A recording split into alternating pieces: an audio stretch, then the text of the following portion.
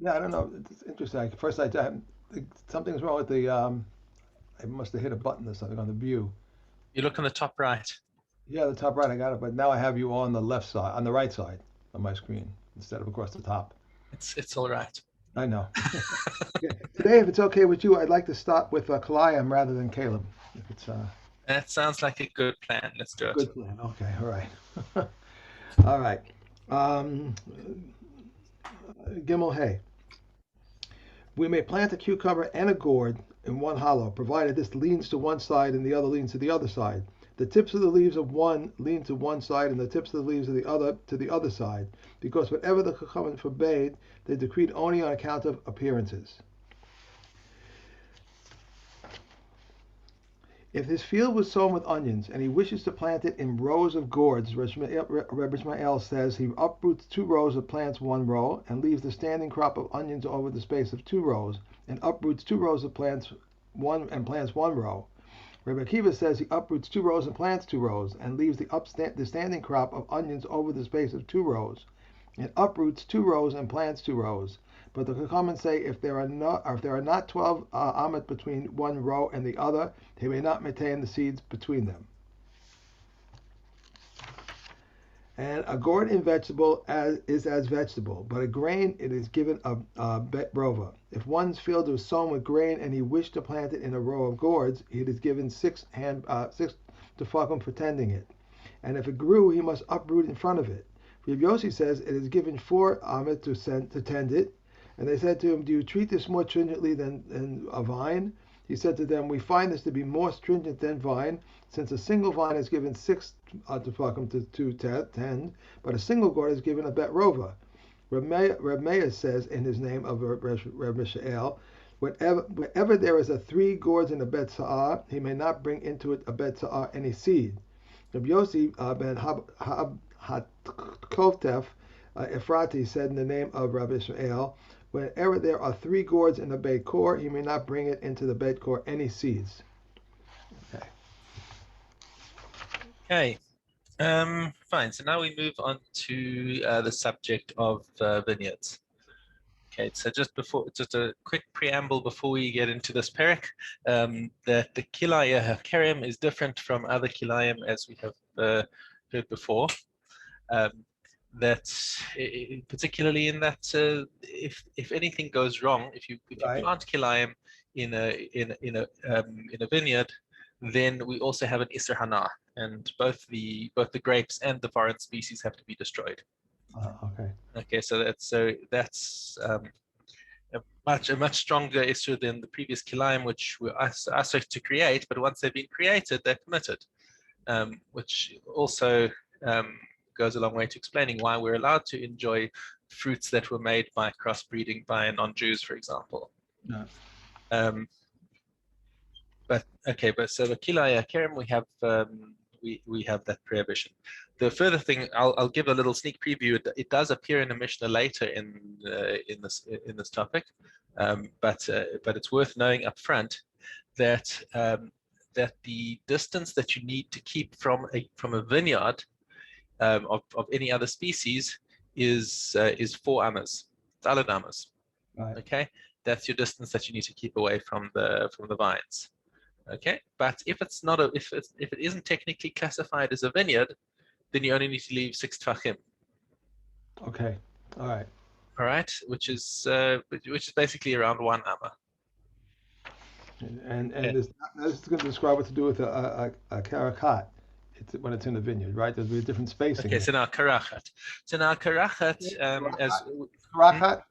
It's called Caracat. karachat, as in korach, kareach, bald. It's basically a bald patch inside the vineyard. That's the root of the word. Thank you very much.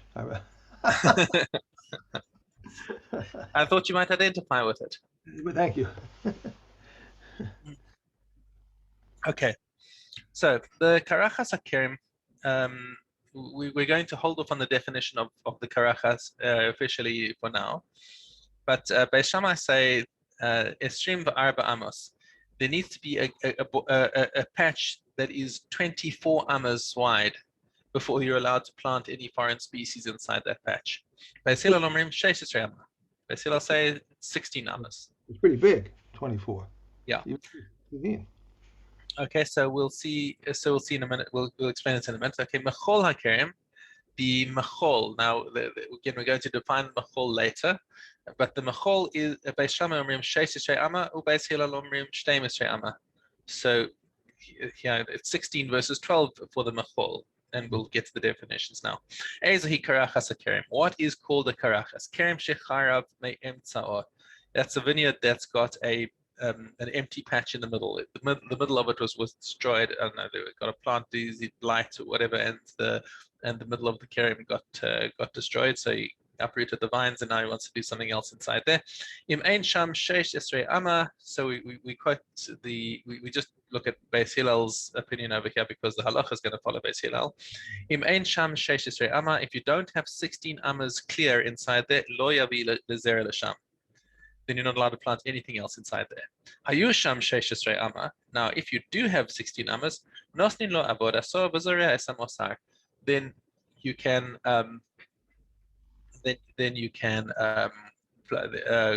you can leave a four amma gap on all sides to keep it away from the outer layer of the vineyard, and that means that you've got 8 ammas in the middle that you can work with. Okay. And since you've got 8 ammas in the middle, that's a respectable size that you can plant some other crop inside. Beis Shammai is more machmir. They hold that you need 2 times 8 in the middle. Right. So you need 16 on the 16 in the middle and 4 on either side. Therefore, you need a 24. Okay. Is it just because of Maris iron that they're leaving that large space? Or is there another reason? So that large space there is no longer because of Maris iron, because if anything goes into those daldamas, that's going to cause an Issa d'oraisa. Okay. And because that's exactly what Kilayim kerem is when you plant inside the vineyard. So that's actually that's very well observed. Is that Kilayim Zerayim is the Issa d'oraisa is only from planting the things together, but the vineyard, you can have a vineyard that's been around for 20 years, and now you stick and now somebody goes and plants some wheat inside the vineyard, and bam, you've got to uproot the vineyard. It's not just that they're planted together; it's planted within the space of the vineyard. Okay. Right. All right, Mishna Beis.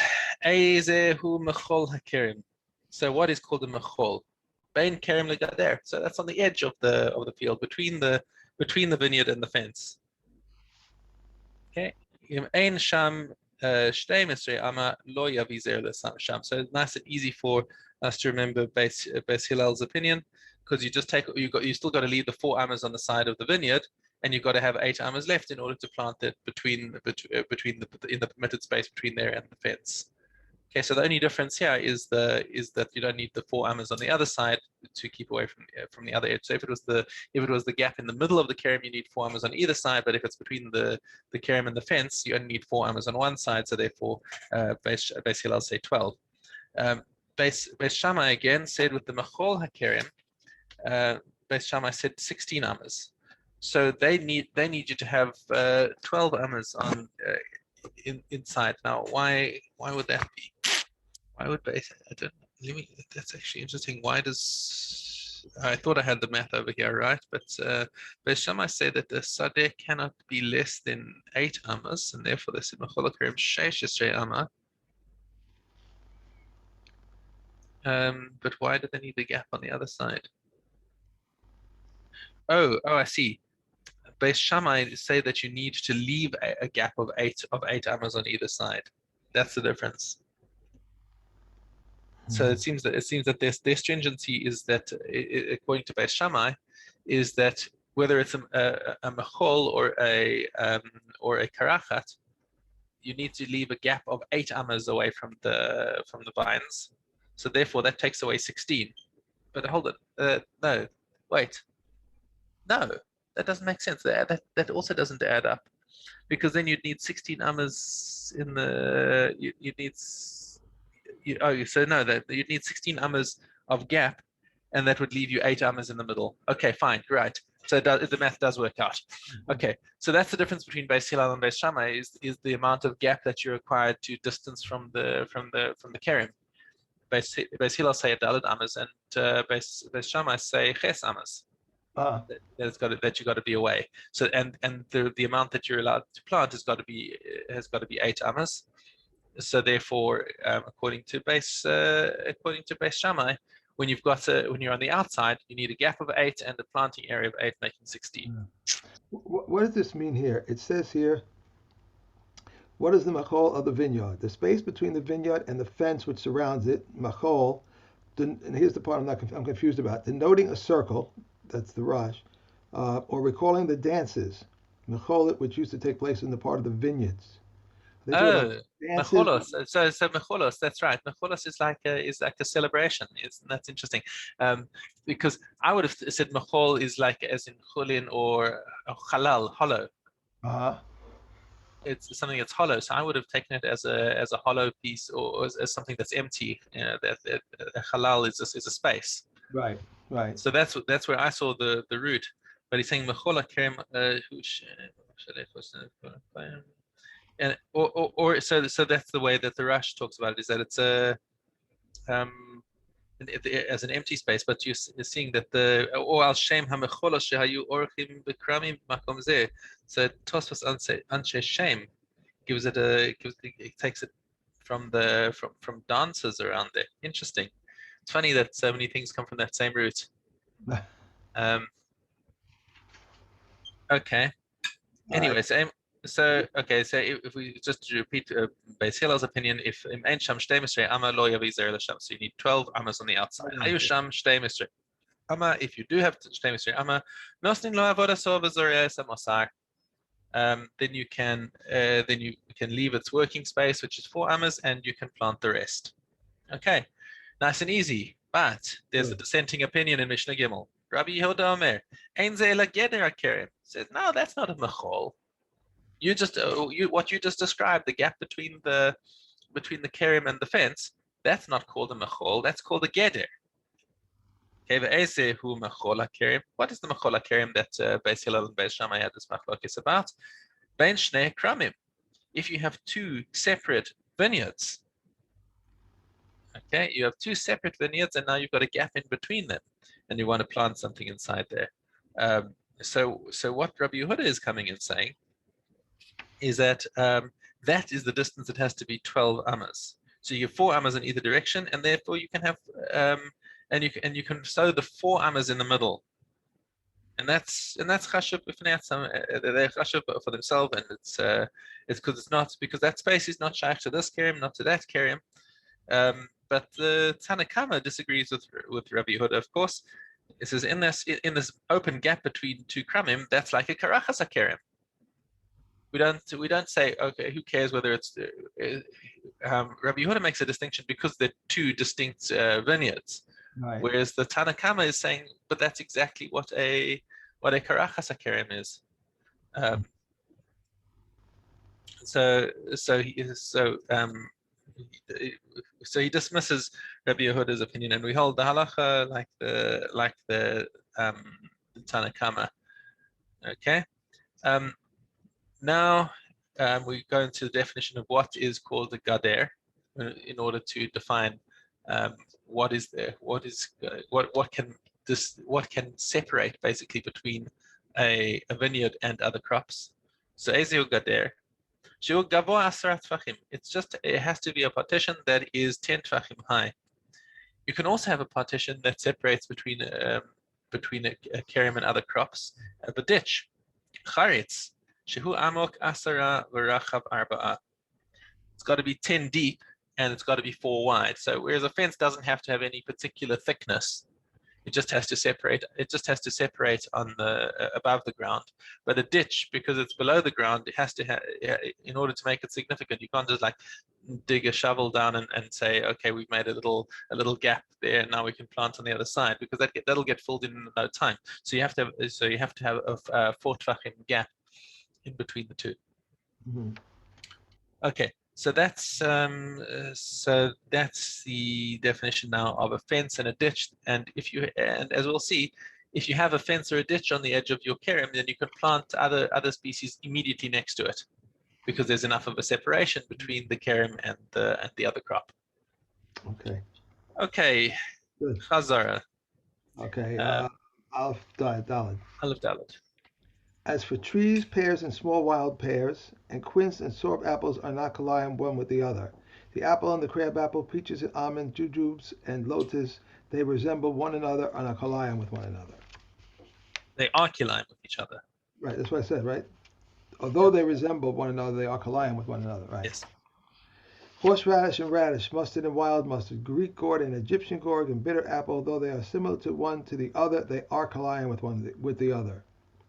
The wolf, the dog, the wild dog, and the fox, the goats, the deers, mountain goats and ewes, the horse and the mule and the donkey, the ass and the wild donkey, though they resemble one another, they are Kilayim with another, and with the other.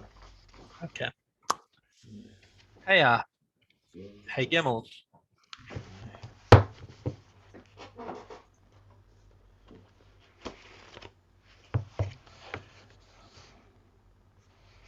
One may not roll with the tofeach, so says Rabbi Meir, and the sages permit it, but it is possible.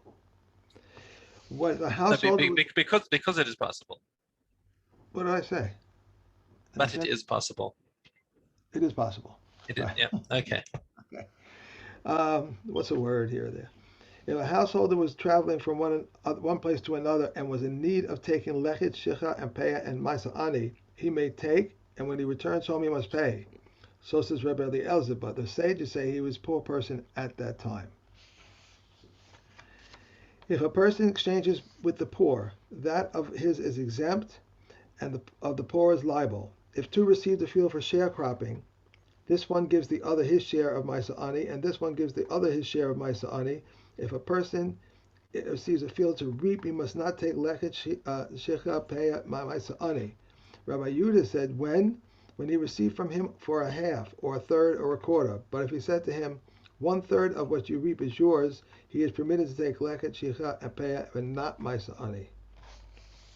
Okay. Okay. All right. Okay. Skip one over there? No. Okay.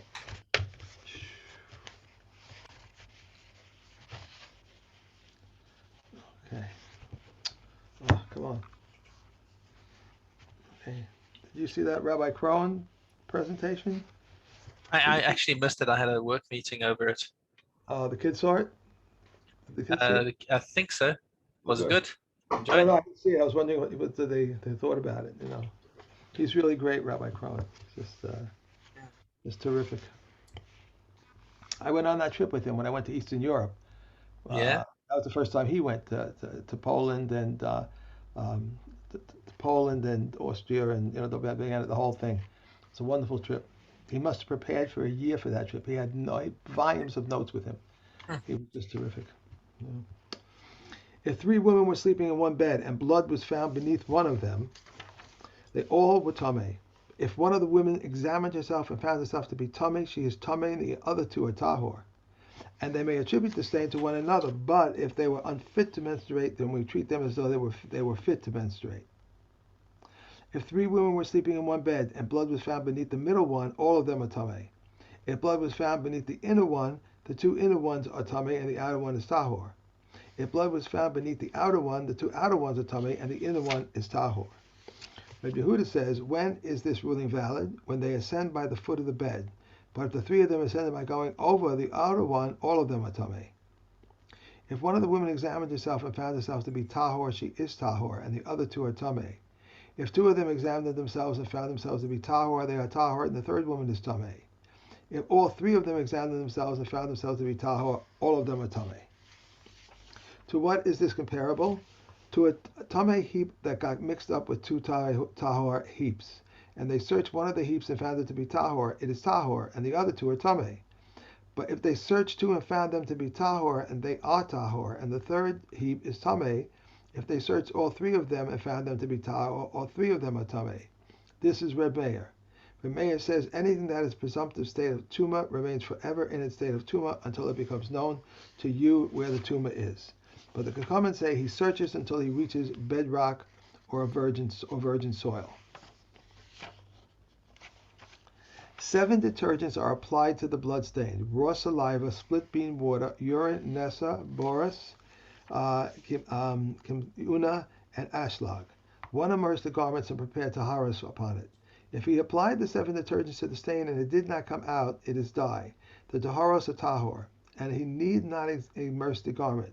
If the gain came out of it dimmed, it is a blood stain. The taharos are tamei, and it is necessary to immerse the garment. Where That's is it. That's 3. Yeah. Okay. Okay.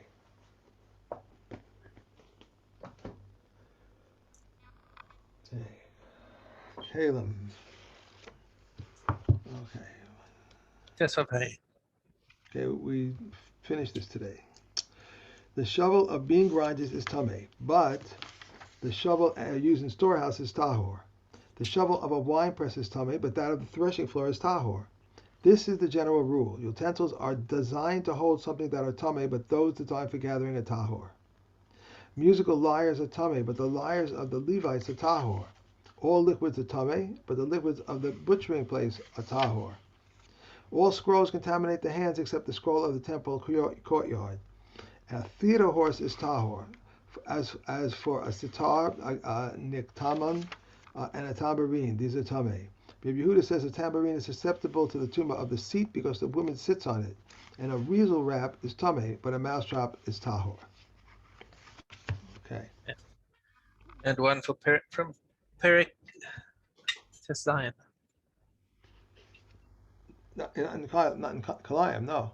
Kilayim, yeah. Next, it's split across volumes, but it's still the same sector. You realize I said Kilayim. You realize I said that. I did, but I didn't want to say. All right, thank you. I'm sorry, what did we say we were doing? Zion? So Tes Zion Aleph. Right.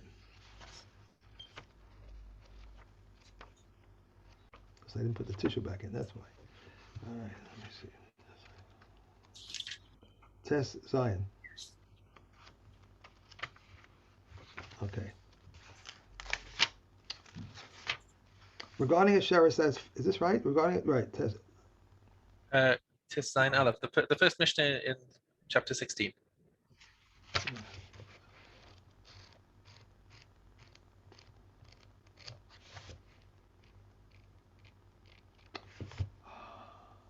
Sorry, it's the other volume. Okay. That can't be right.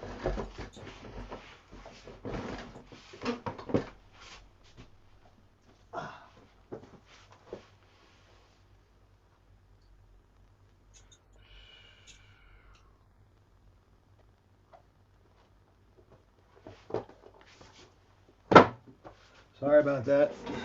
No worries. I didn't take it out. My mistake.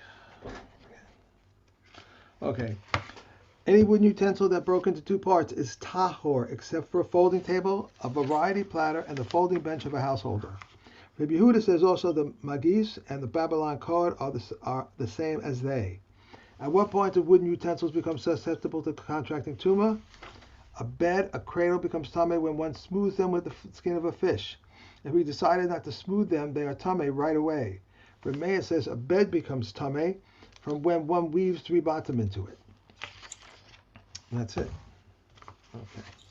Okay. I will replace this. Next. Sanhedrin. Sanhedrin, Perik Hay, Mishnah Hay. If they find a reason. If they find a reason to acquit him, they acquit him. If not, they postpone his verdict until the next day. Then they pair off, limiting their consumption of food and abstaining from wine the entire day, and analyze the matter through the night. On the following morning, they rise early and come to court. The one who argued for acquittal declares, I argued for acquittal and I maintain my position in favor of acquittal. The one who argues for conviction says, I argued for conviction and I maintain my position in favor of conviction. One who argues for conviction may argue for acquittal, but one who argues for acquittal may not reverse himself and argue for conviction. If they err, the 2 judicial scribes remind them. If they find an argument to acquit him, then they acquit him. If not, they take a vote If 12 vote for acquittal and 11 for conviction, he's acquitted. If 12 votes for conviction and 11 for acquittal, even 11 vote for acquittal and 11 for conviction, and one says I do not know, or even 22 vote for acquittal or conviction, and one says I do not know, they add judges up to how many do they add? 2 by 2 until they reach 71. If 36 vote for acquittal and 35 votes for conviction, he is acquitted. If 36 votes for conviction and 35 for acquittal, they debate each other until one of those voting for conviction agrees with the opinion of those voting for acquittal. So, Once but hold on. But the alternative case can actually happen when you've reached 71. I think they can. I thought they add one. But they can add. They keep adding until they get to 71. Right. So you need to have the odd number. But at this point, once they have reached 36 versus 35, then at this point we finally do allow people who've been arguing for acquittal to move over to the side of those convicting, because otherwise it's a pointless debate. You're sitting here wasting time. If there's no possibility ever of being mechayev, then why are you sitting here and wasting your time? They do actually allow, at that final point, allow the argument to try and pull somebody over so that they can get a majority of two. Once the case has been decided, they take him out to stone him. The stoning place was outside the court area, as it is stated, take out the blasphemer. One man stands at the courthouse door with flags in his hand, and another man sits astride a horse at a distance from him within his sight. If someone says, I have grounds for his acquittal, that one waves the flags, and the horse runs and halts him. Even if he says, I have grounds for my own acquittal, they return him, even 4 or 5 times, as long as there is substance to his words. If they found an argument for his acquittal, they acquit him. If not, he goes out to be stoned.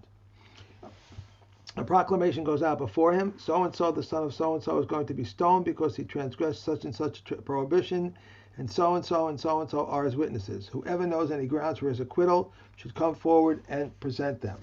Now that actually is a very important thing, is that they have to announce who the witnesses were. And this is between the verdict and the execution, because this is the window of Eidim Zomamim.